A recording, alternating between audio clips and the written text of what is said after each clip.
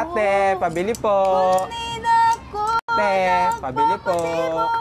Ate. Diyos ko, aba na kabe, kumakanta pa naman si ate. Kapag ganito ba naman ang nagtitinda, bibili pa ba o magre-relapse ka? Logalogs, meet Dessa. Gina G siyang kumanta. Nakilala namin siya sa Cavite, sa isang bilihan ng kape.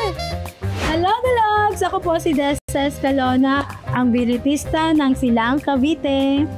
Bata pa lamang si Dessa, trip niya ng kumanta. Minana niya raw ito sa kanyang pamilya. Sa katunayan, sa isang paligsahan, sila'y naglaban-laban.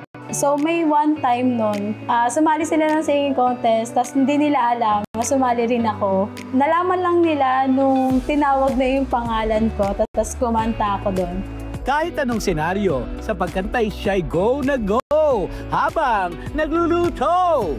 Kahit saan dali, palayain ang puso, di mapigil. Para sa ating dalawa, sa huling pagkakataon, na hindi na para sa atin.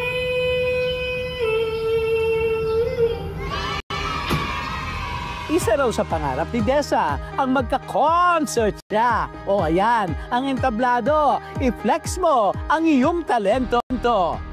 Nobody in all of us knows that is or was is ever gonna bring me down,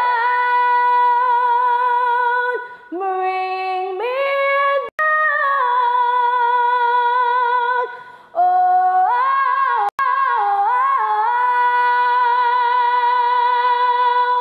Ay, kaloka. Nakaka-broken na talaga.